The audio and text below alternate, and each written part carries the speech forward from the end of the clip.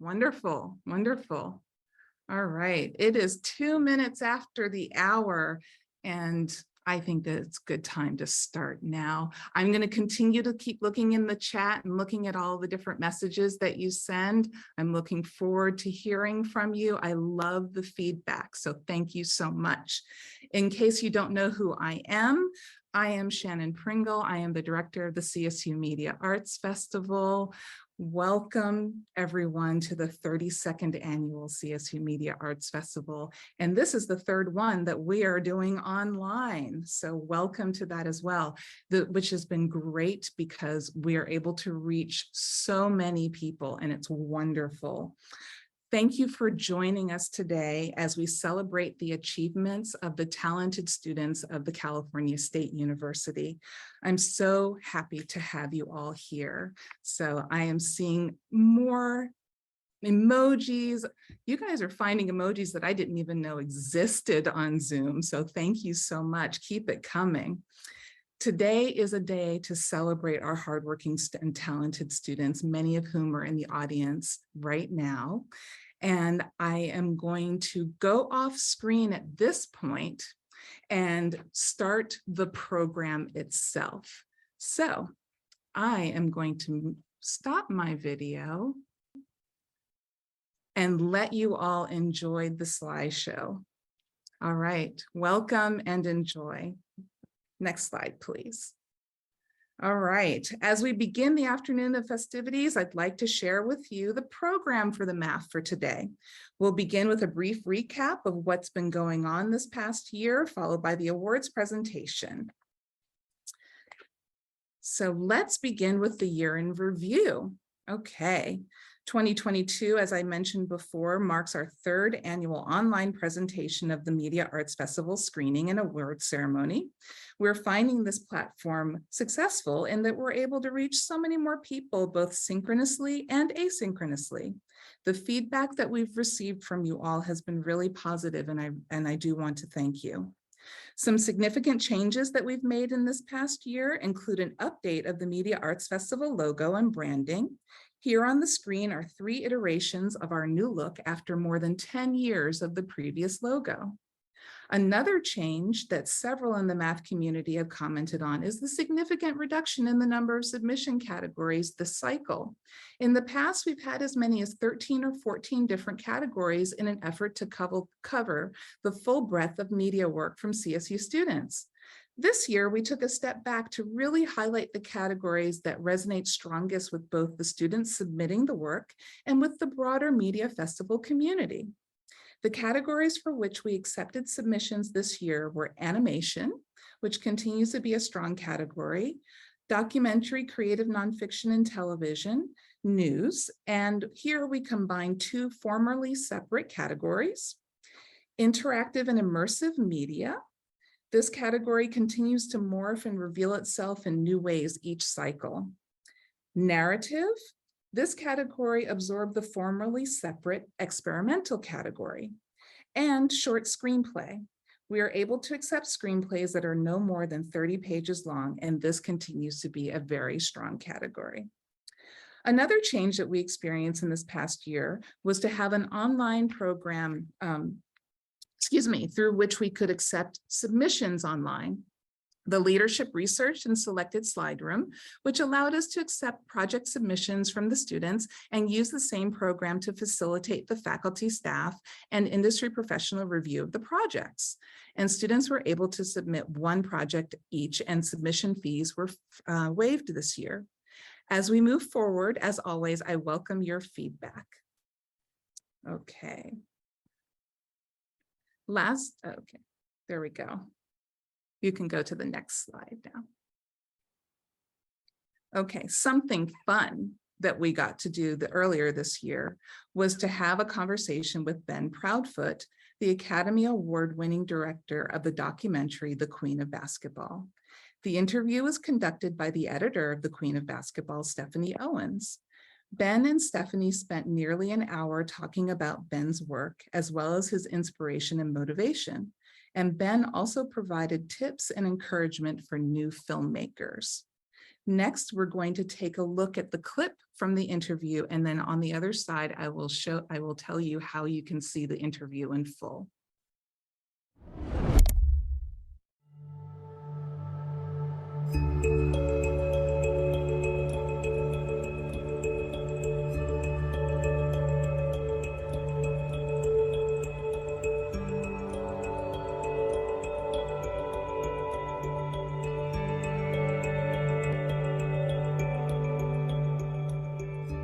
Hi, everyone. I'm Stephanie Owens, and I have the great pleasure of talking with Ben Proudfoot, the Academy Award-winning director of the Queen of Basketball and so many other things, great human, kind human, and the creative force behind Breakwater Studios. Yeah, I'm a filmmaker, and I have the pleasure of talking to my partner in crime, Stephanie Owens, of the Academy Award-winning The Queen of Basketball. So this is about the most fun I could possibly have in a Q&A, because we have spent so much time in the trenches together. So excited to talk about the film and the creative process. Yes. Wonderful. Aren't both Ben and Stephanie inspiring just with that 1 minute of this clip? You can view the interview on the Media Arts Festival YouTube site. And after this ceremony today, I will send that link to all of you. You can also watch Ben's full documentary, The Queen of Basketball, on the Breakwater Studios Vimeo channel and on the New York Times YouTube channel. And you'll be able to find all of that information both in the messaging that I will send to you after this presentation and on the Media Arts Festival website. All right. So let's return to some statistics about the Media Arts Festival this year. The deadline this year was May 23rd, and the judging took place over the summer. We had a range of between 1 and 53 submissions from individual campuses, totaling 180 submissions that we reviewed. Slide Room allows for entrants to begin the submission process and come back to complete it. Unfortunately, we had 39 individuals that did not complete the submission process, but it was a wonderful opportunity to be able to see all of the interest in the program. All but 4 of the 23 CSU campuses was represented by the total entry count. Keep it coming, everyone. We are so excited to see your work and have you participate. All right, here is the breakdown of entries by campus.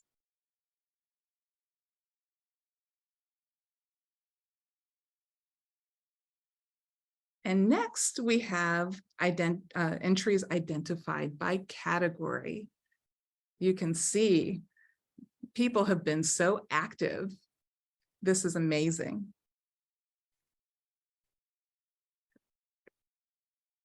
All right, now I get to the really fun part.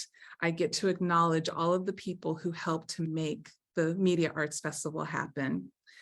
First, I want to thank all of the student entrants who submit their entries and bring us into the worlds they've created with their work. And thank you to all of you who continue to share your work with the math through your social media posts and email updates. I really do appreciate it, and I look at everything that you send to me, so thank you. I also want to thank campus departments and advisors for supporting your students in their work and encouraging your students to participate in the math. And thank you to the many departments that have math email blast lists. I love learning what your departments are doing and what your current students and alums are doing and the projects of your faculty and staff. A special thank you to the Intersect LA Creative Strategy team at CSU Northridge, who helped to promote the math on social media this year and produce the interview with Ben Proudfoot. Thank you. Next, I want to extend a special thanks to the CSU Summer Arts Program, the parent program of the Media Arts Festival, and many thanks to the Summer Arts staff for all of the support you provide to the program. Many thanks to the various Chancellor's Office administrative departments who make the magic behind the scenes, including communications, IT support, accounting, and a very, very special thanks to our own musician here behind the scenes, James Markowski, who is the lead multimedia specialist in IT support at the Office of the Chancellor. Thank you so much, James. And again, congratulations on the honor you received earlier today. To wrap these acknowledgements, I want to thank the CSU faculty and entertainment industry judges for all of the focused review of so many entries. Your constructive assessments of the work are so valuable, and there is no way I could provide such thoughtfulness without your contributions.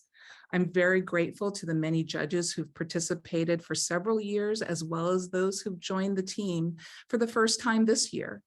Words cannot express how sincerely grateful I am and how fortunate the students are to benefit from your words of encouragement and constructive criticism.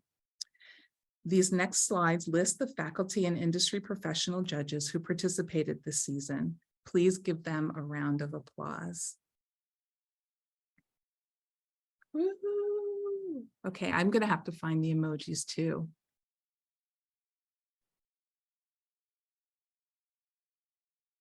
Rounds of applause.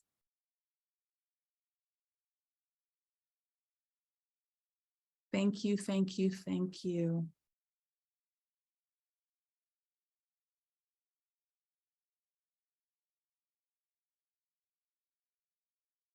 It's great working with all of these people.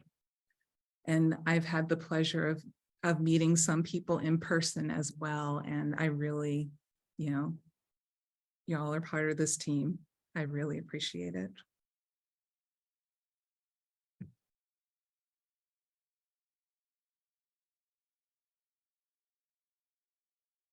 Okay. And now you have a thank you to all of the judges and the different people who've contributed to the success of the Media Arts Festival. So thank you so much. Thank you. All right. And now on with the presentation. Congratulations to all of the finalists. All right. Let me know via the chat how many of you were able, in the audience today, were able to watch any part of the finalist screening earlier this week. All right. Yes, that is awesome. Thank you. As both a refresher and for those of you who did not have an opportunity to view the finalists in advance, here is a quick recap.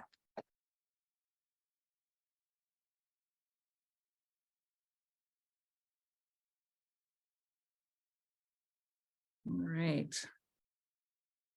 So the recap was actually, sorry, the slide that we had earlier, because what we're going to do a little bit differently this year is when we do the awards presentation, I'm going to do a recap of each category. So you'll be able to see all of the different finalists in that particular category. All right. Awards will be presented in alphabetical order by category. Following the announcement of the winner, I invite the listed and officially credited members of the winning team to raise your hands so that we can find you and unmute your microphone and give you the opportunity to come to the virtual podium to accept your award. After you accept your award, we will watch your award-winning project, say that 3 times fast, as a group before advancing to the next category. Just so that everyone knows, award winners will receive a trophy and a check for $500 to be shared amongst the listed members of the team, and finalists will receive a certificate. Since we're unable to have the presentation in person with an official photographer, I ask that all of the winners and finalists send a photo to me of you accepting your awards after you receive them in the mail so that I may share the celebration of your work with the math community. Everybody good? Everybody ready? All right, let's move on to the awards. So first up, we have the animation finalists. And we have 6 finalists in this category. And up next is the clip to see.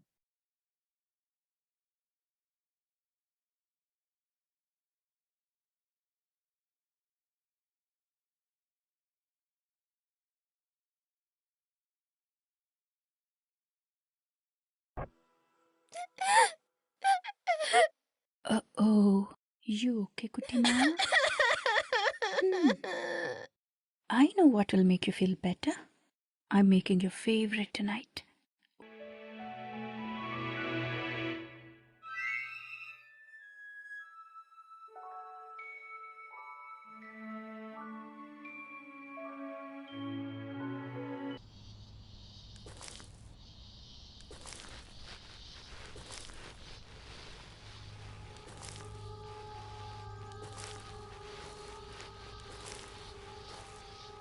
할머니 저 누구예요?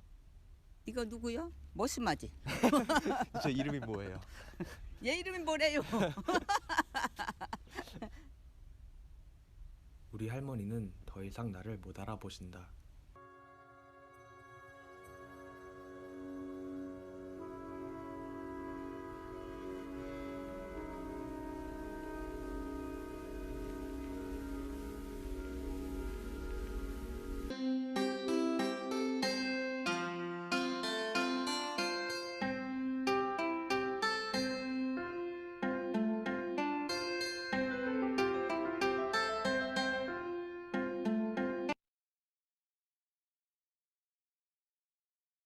Wonderful.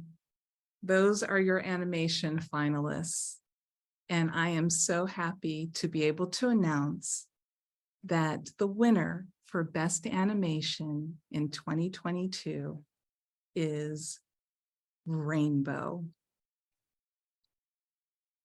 Wheaton, Cal State Long Beach.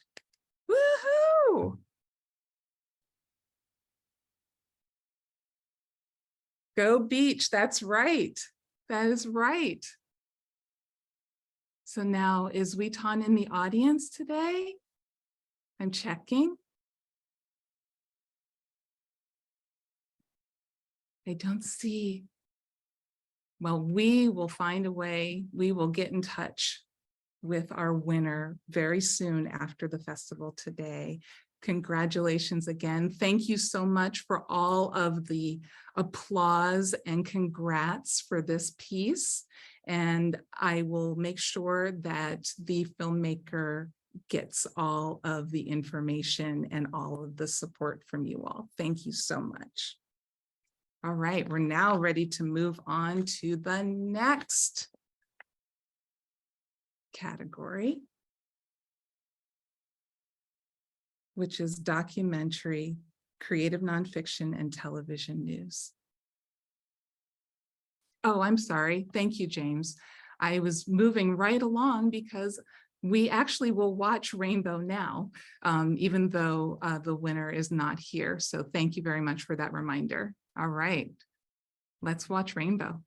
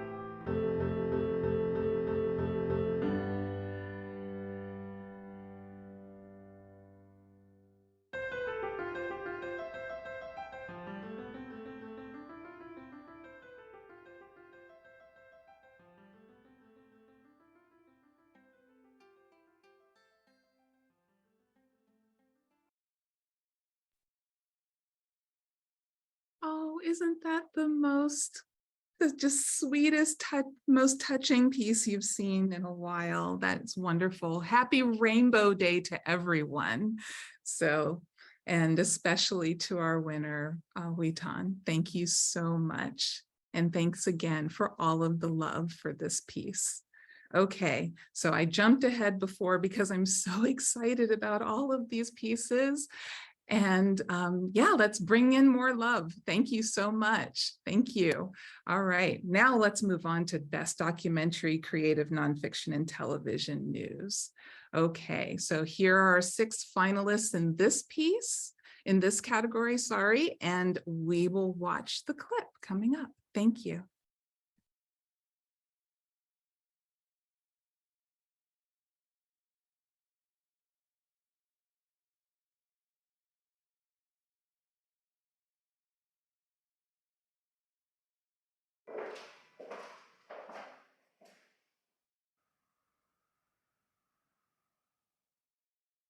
When did you first suspect that I might be being sexually abused?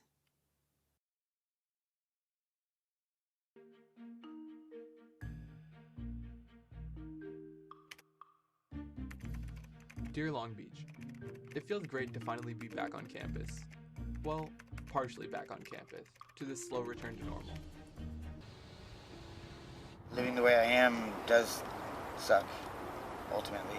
It's fun to go camping when it's an option. That's the hard reality of it all.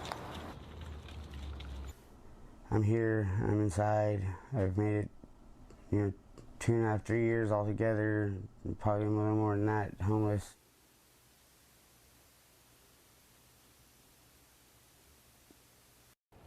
Su nombre es...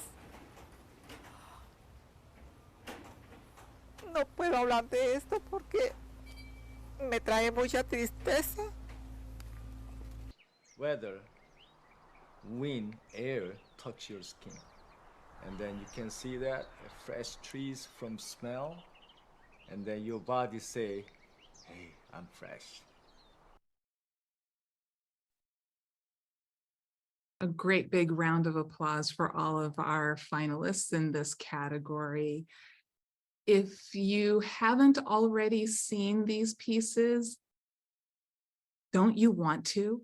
Just hearing these little clips, don't you want to? So, this was amazing work, and congratulations to all of the students in this category. Just amazing. And for those of you who have had a chance to see it, tell your friends. These are, wonderful, wonderful pieces.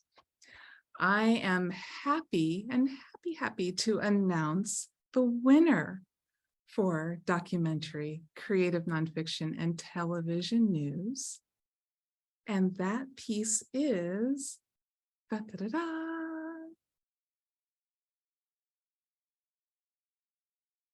go for it, James. Bad Child, Nicole Emiliana Mendez. Congratulations, Nicole. Congratulations. Now, I knew in advance that Nicole was not going to be able to join us.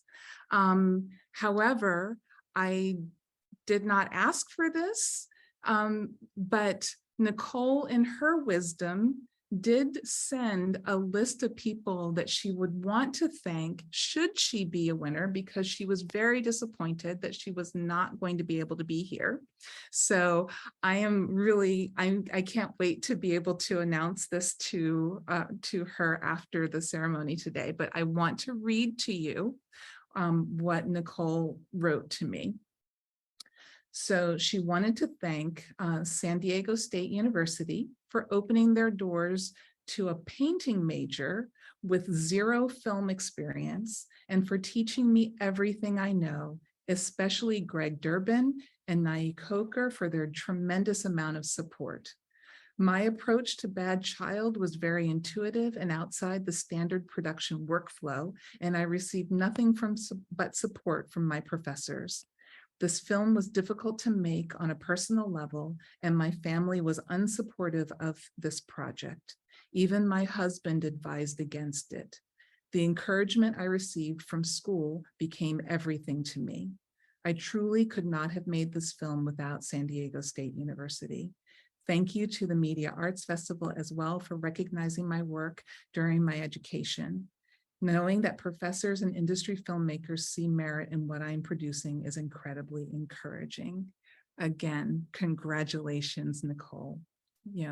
And just as a side note, Nicole was a finalist in the narrative category last year as well. So this is the second time appearing in the Media Arts Festival. So let's take a look at Bad Child. And just before we start, it does have some sensitive, it is a sensitive topic. So if you find that that might be difficult or challenging for you, you may want to mute your computer or step away for about, I think it's about 8 minutes. I don't remember exactly, but I'll put it in the chat. Okay.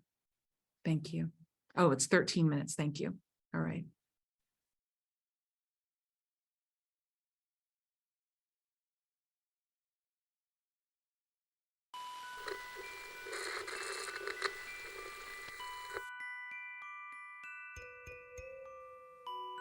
Looking back, my parents think, oh, you were really hard when you were little. You were really difficult. You were a hard child. It's kind of been a joke.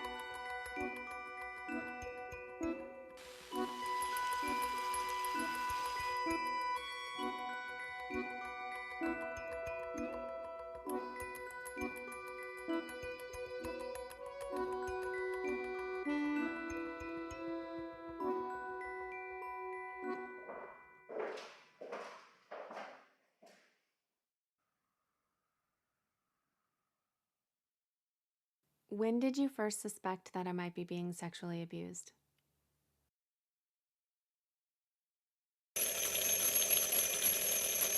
Wetting the bed, playing dress up in all my mom's old lingerie, peeing on one of my stuffed animals.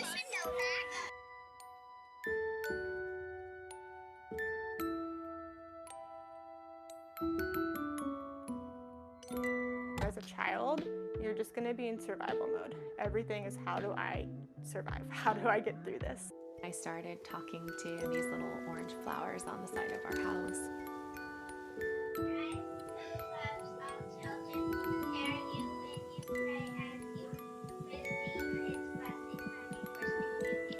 I started praying to the devil. I promised the devil could have my soul.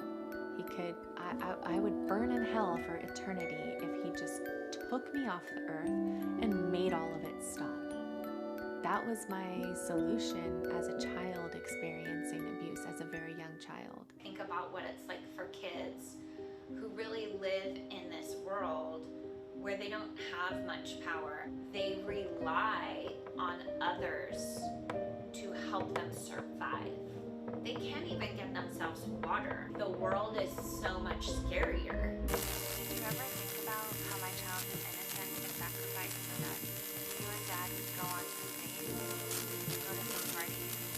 Why would you keep someone in your life that you knew had sexually abused children? What would you have it? You want to come home in one piece? I would.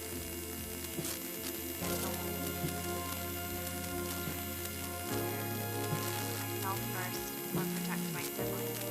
I didn't feel safe confiding in you.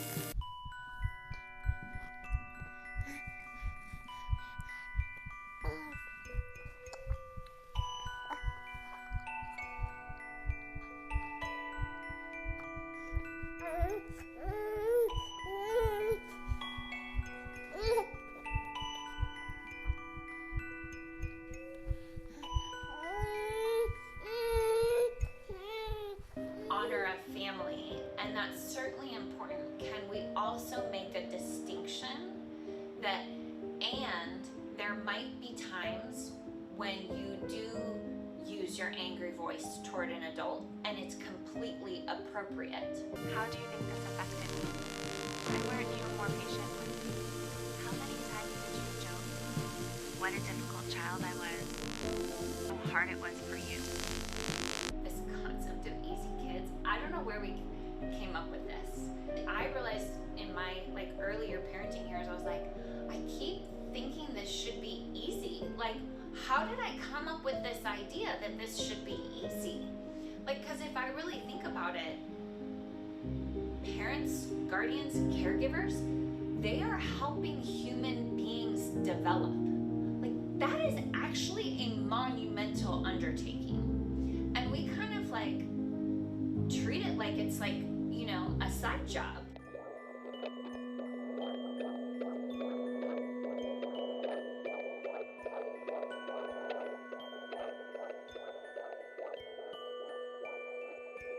I do remember telling my parents I didn't want to go over to my grandparents' house. How did you make me feel safe? And if it's not dealt with, or if there's an unsafe space to deal with it, can create its own trauma. I started really lashing out. I'd yell at them, I hate you, I hate you. I'd slam my door. I acted out. F this, I need to get it out. When we don't address things when we don't address our own hurts and our own challenges, they don't disappear. They come out in different ways that are not our intent. This was my trauma coming up. My parents would push it back down.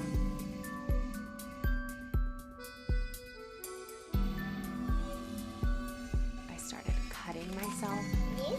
Beat myself up physically. I will try to find something to make me feel good at any cost, right? And so that's where we see a lot of addiction, whether that's alcohol, drugs, sex, anything that will help me just feel good for a moment, because I haven't for so long and it doesn't matter anyways.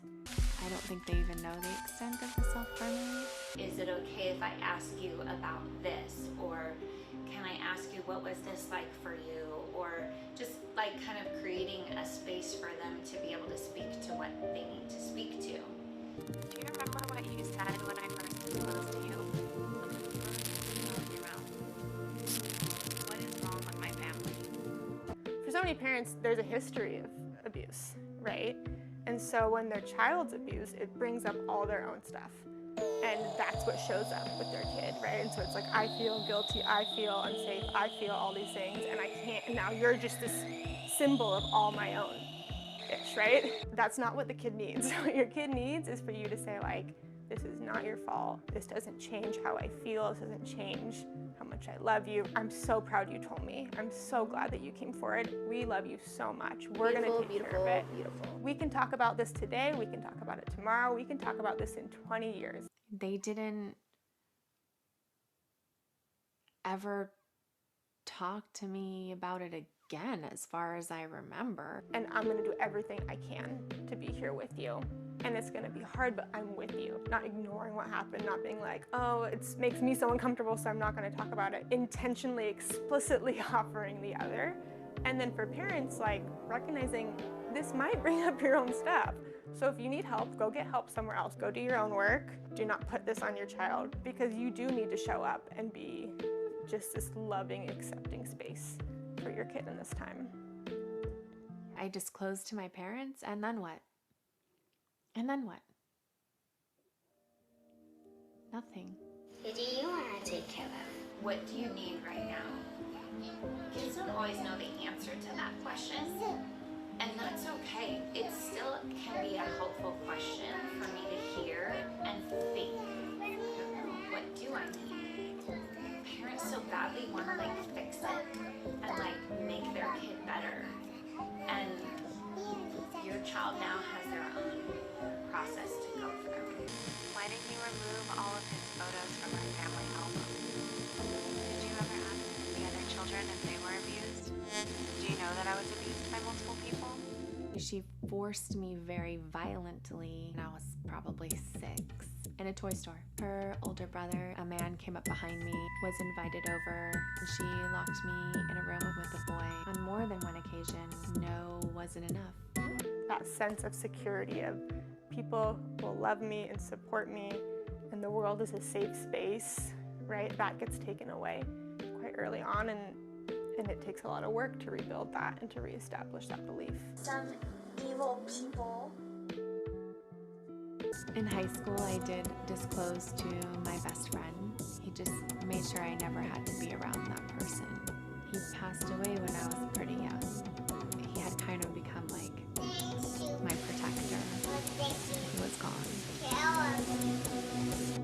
was some promiscuity. Oh, look, you want to see a picture? When my dad found out I lost my virginity, he punched a hole in the door next to my head. But for me, this was a healthy part of figuring out how I felt about what had happened to me. These are Do you think I make decisions that reflect poorly on you? They think they're better than us. Do you resent me for that? How do you measure my worth as an adult? Emotionally, how many years of my life do you think I've lost processing trauma? Will I ever be good enough? Do you think you are a good dad? They didn't make me disclose the abuse to the police. I still worry, did he abuse anyone else? I don't feel like that's a decision for the 13-year-old to make. I feel like that's a decision for the parents to make, of like, this is what we need to do because this was wrong.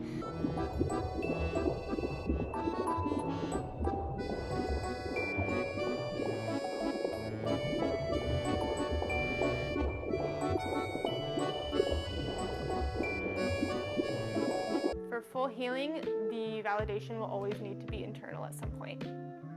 But in order to get there, often that external validation is what's going to model how to provide that internal validation. Jury of 12 saying, we believe you and we're going to put this guy, we're going to convict him and allow him to be put away for life. That doesn't help them it's not a fix. It's something they're going to have to live with and deal with for the rest of their life, and they aren't ever going to be the same. And I think that's just what's so tragic. It has hurt every area of my life for a long time. And there has been no acknowledgement of that, and no acknowledgement of how strong I am and how much I have overcome and how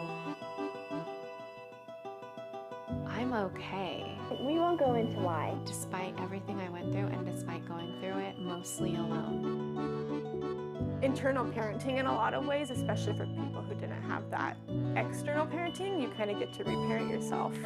How can we help equip parents to have what they need to help their kids get what they need? Having some of that self-compassion of when those triggers show up, when those thoughts show up, instead of like, oh, don't do this, don't think that. Just like, yeah, I had a really hard experience and it's still going to impact me. How did you make me feel loved?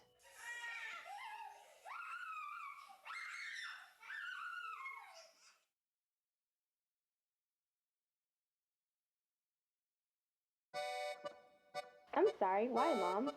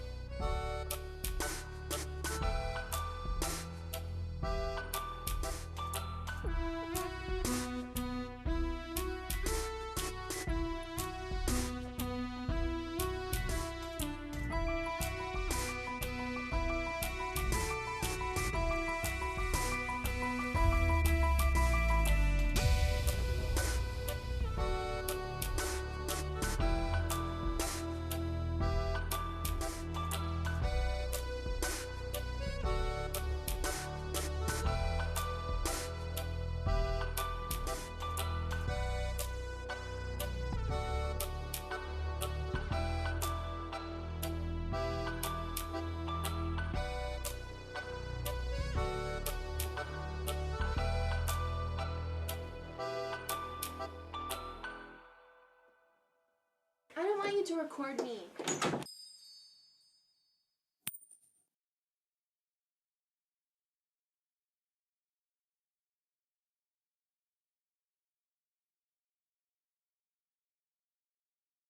That is an incredibly powerful piece. And I want to take a moment to just really to let that sink in and to really honor the vulnerability that Nicole showed in making this piece. And, you know, and that she's found a voice in her work, which is really amazing. So thank you. Thank you, Nicole. Congratulations. Thank you to all of you who are applauding this piece. Thank you so much. And that will get passed along to Nicole as well. So now it is time for us to make the transition to our next award. This is for Best Narrative. And we have, again, 6 really strong pieces that, you know, if you haven't seen them in their entirety, you know, you'll be very, very impressed when you do. So, James, let us go and watch these narrative finalists.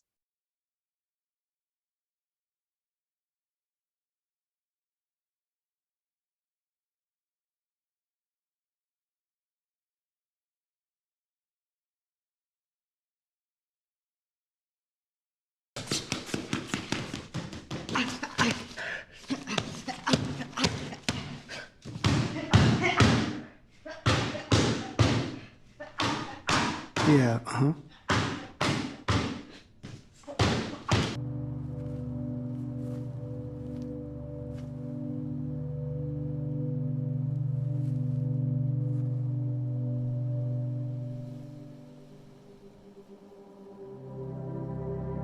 Step 1. Analyze. Meet Adam. Adam here has volunteered to participate and be filmed.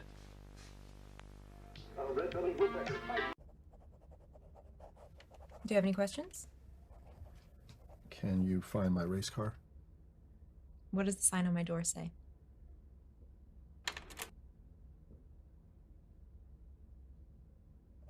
I don't remember.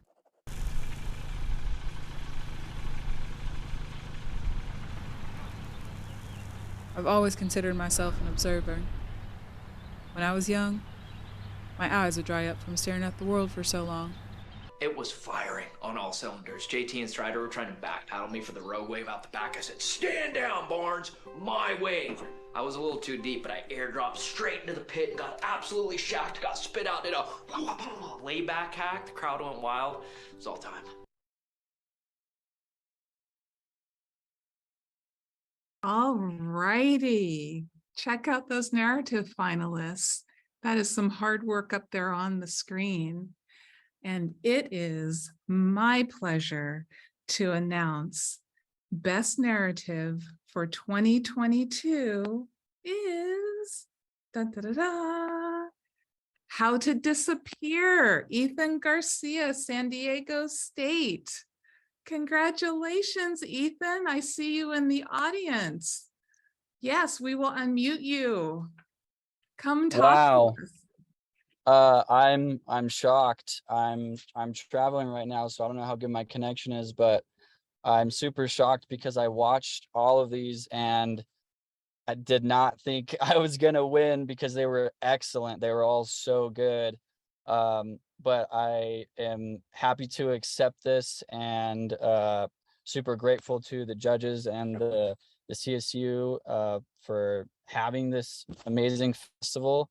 I obviously want to thank the cast and crew of this piece. It was not an easy film to make because yeah, how as you'll see, it's not your typical narrative short film. But yeah, wow, I'm shocked and humbled and just so grateful. I maybe I shouldn't have been here because you know it's called How to Disappear, and I should have been like, oh, I disappeared. So you'll get that after we watch it. But yeah, I can't wait to watch this with everybody and see their reactions in the chat. This is a huge honor, and I'm so thankful. Well deserved, Ethan. I'm so happy for you. And there are so many people, I mean, just were wowed by your work, and congratulations to you. This is amazing. And thank you so much for being here and being and speaking with us. I really appreciate it. Congratulations. Okay, so now James, let us roll. Well, roll tape. No, that doesn't work. Roll digital. Enjoy How to Disappear.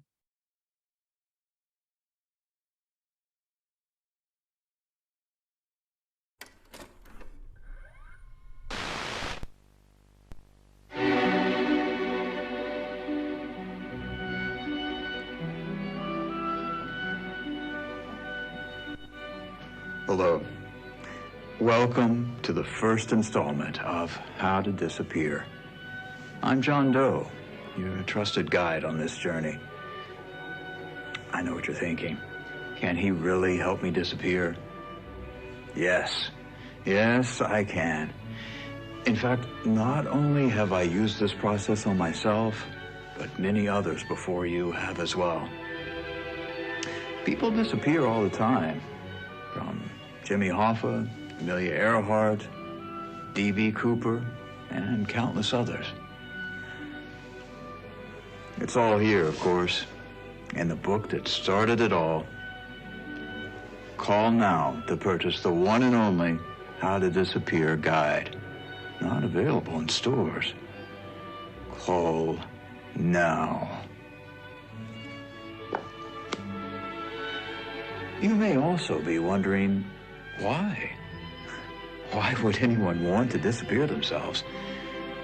You should be asking, why not disappear? Modern society operates as if money, fame, and power are the only paths to happiness, with little thought as to how our planet, the animals, and our fellow man suffer as a result. Is this a society you want to participate in? Up until now, you've done everything as expected. School, work, bills, this, that, and the other. Society told you this was the only way. Well, I'm here to tell you, there is another way. Let's begin. Step 1, analyze. Meet Adam. Adam here has volunteered to participate and be filmed. Adam seems to have it all together. But on the inside, he knows something's not right. Nice hat. Hey, Sean, was it a good shot?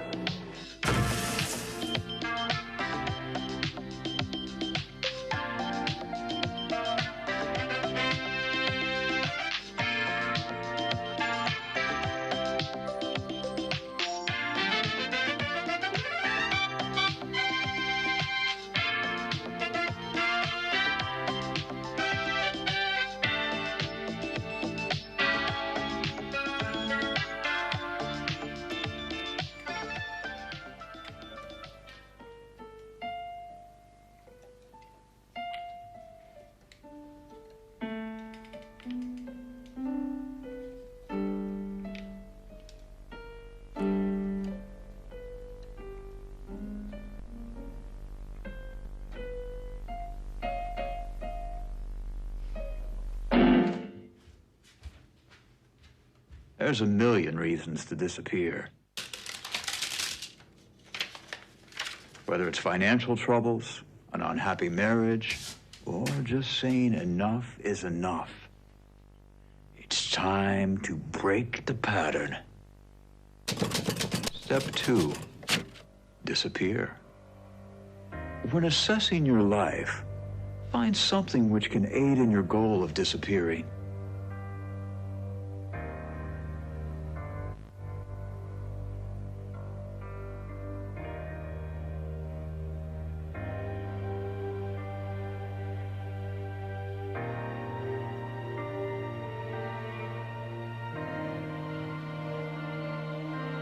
For Adam here, it's a bike ride.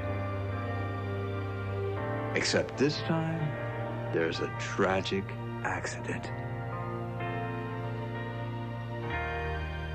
At least, that's what they'll think.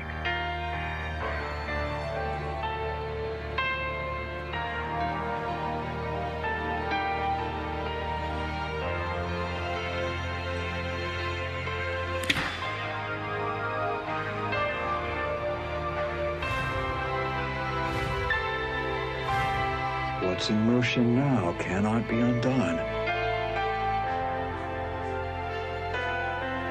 You will need to move swiftly.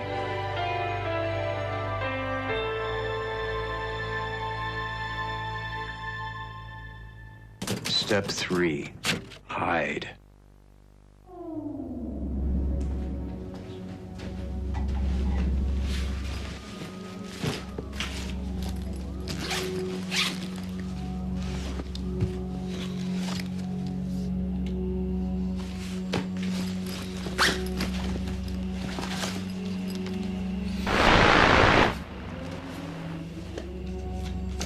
Afterwards, you may face difficulties.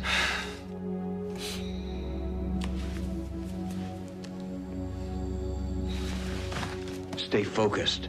Stick to the plan.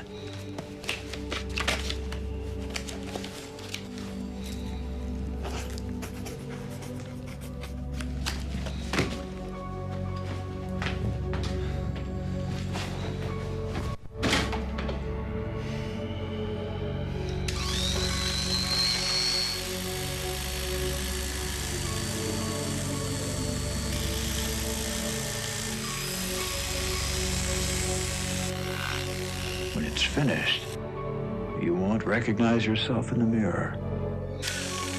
But remember, they'll be looking for you soon.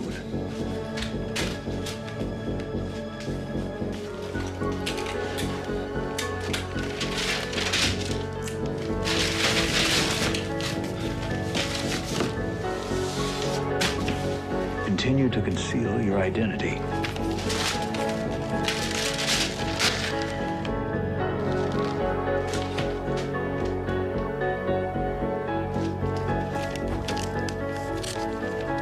Trust no one.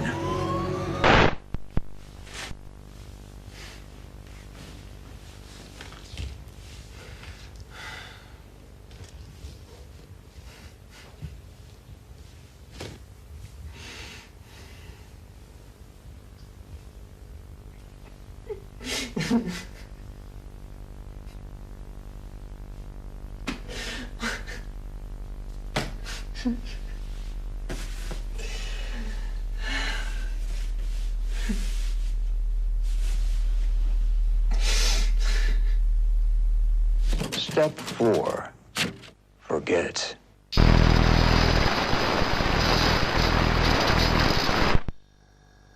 Now let's discuss what we call the existence footprint. Everyone has an existence footprint. The number of people they've met, interacted with, and how memorable they are dictate how large their footprint is. From our research, this is the average time it will take each person to forget you.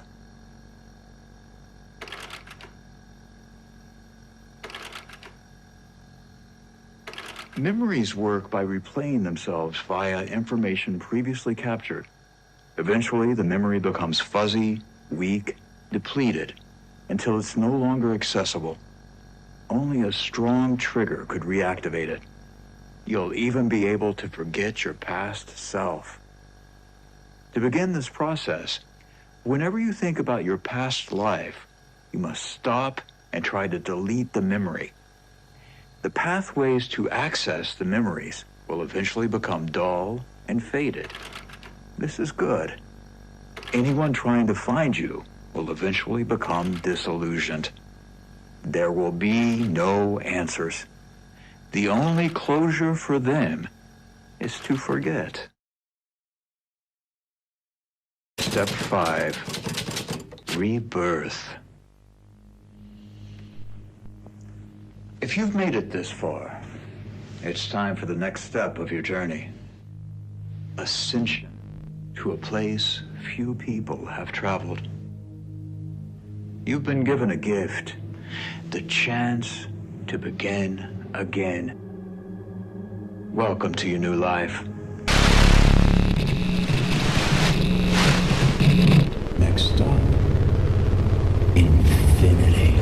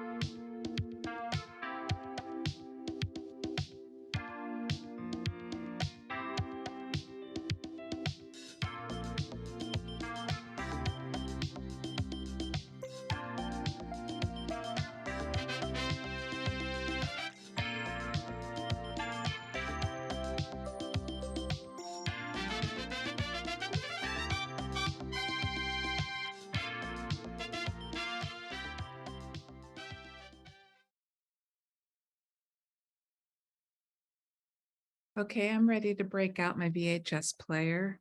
How's that? How can I order? Thank you so much, Ethan. That was amazing. And I see all the love in the chat for your piece. Apologies in the beginning. We did have a technical glitch. It was a little out of sync, but it corrected itself. It was very strange. So we apologize for that. But, and thank you, Ethan. Thank you as well. And this was great. And again, I'm so glad to be able to see you in person. So that's awesome. All righty.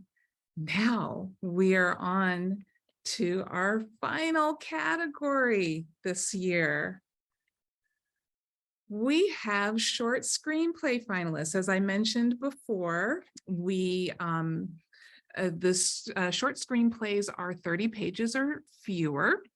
And what I did differently this year was, instead of me doing a recording of a synopsis of the screenplay, I asked all of the writers to do their own synopsis and send that video to me.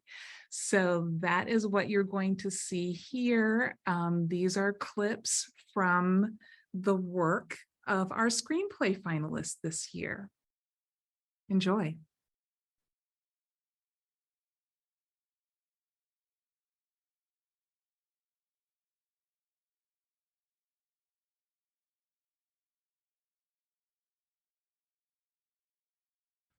Assuming he will inherit the title of drum major, Christian Archer is livid when Barry DeSantos is chosen instead. As a section leader, he is responsible for teaching the new sousaphone players and was asked to train the new drum major. He gets frustrated with his section and is rude to Mary out of spite. His actions ultimately cost him his title and the respect of those around him. Hi, my name's Kalia Agapor, and I wrote Earth to Rigel, a screenplay about Rigel, a teen overwhelmed and discouraged by the repetitive and demanding nature of his life. To distract himself, he looks up at the night sky full of distant stars and wishes he could be one of them. One night, he gets exactly what he wished for. 71-year-old retiree Marine and 36-year-old career woman Jen meet in a tin can of an airplane outbound to a small town in Alaska. While Jen doesn't seem to be interested in making Marine's acquaintance, Marine uses her photographic memory like a party trick to weasel information out of the mysterious stranger next to her. Raven Tara, a 25-year-old psychic, happily makes a living off of taking in clients and scamming them out of their money. But one day, when a new and desperate client named Cheyenne comes in and begins telling Raven all about her childhood trauma, Raven confesses that Cheyenne needs professional help and that Raven herself is not, in fact, a professional. Hi everyone, Chris Petoni here. My short screenplay, Porch Tour, is a story of a couple who grab the wrong piece of luggage as they're leaving a motel. And as they unpack in their bedroom, they begin to unravel a terrifying mystery that has followed them all the way back home and into their house through an open porch door. Hi, my name is Jonah King Church. I'm from Cal State Long Beach, and my script is entitled The Uber. Our story begins with our protagonist Jason arriving at Charles de Gaulle Airport in Paris, France. He's there to surprise his girlfriend because they're in a long-distance relationship. However, he immediately runs into some problems. There's no internet, no directions, and there's about 100 Ubers everywhere.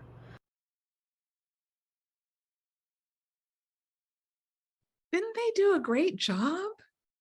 These synopses were amazing because they really captured the flavor of each of the pieces, each of the projects. And I look forward to being able to see them come to fruition as projects that are filmed, or broadcast somewhere. So I am excited to be able to announce the winner for short screenplay for 2022. We have Embraer E175, Selena Madera Dolcid, Cal Poly San Luis Obispo. Congratulations, Selena. I think I saw you in the audience. Yes, hi, can you hear me? Yes, welcome, congratulations. Thank you so much. Wow, I'm honored that enough people enjoyed my story to award me something. That's a very special feeling. When I wrote Embrya, I was an international student at Cal Poly, and I'm back in Germany now. So this is a nice throwback to my time in California. It's also very late here right now, so apologies if I don't express myself very elaborately. Oh, thank you for joining us. Of course. I just want to thank Roman Esquivel for creating a very special energy in his class that allowed me to develop the story into what it is now, and also see it adapted as a play and as an audio play in his class. That was very cool. And then, of course, I want to thank Randy Barrows, who is just the loveliest and most supportive person that basically single-handedly carries everything film and movie related at Cal Poly. And there's a reason so many of us literally cried on the last day of class. So yeah, that's it. Oh, wonderful, Selena. And thank you so much for joining us. It's got to be pretty late for you. Yeah, it's 11 p.m. Congratulations. Yeah, congratulations. I know that I look forward to being able to share with you all of the positive comments that everyone had for all of your work. So thank you so much for joining us. Thank you. All right. Wow, everybody. Let's next go and actually watch Selena's entire synopsis, and then we'll come back on the other side.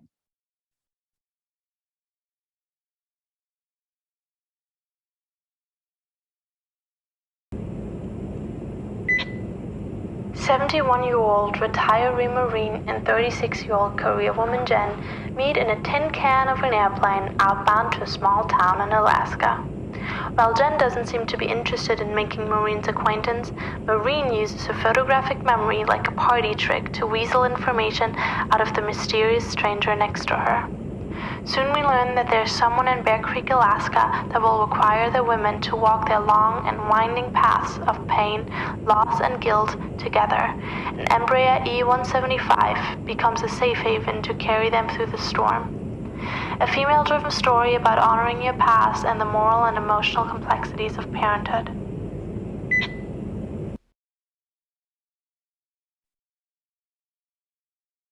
Again, congratulations to Selena. Congratulations to all of our winners and to all of our finalists. Thank you so much.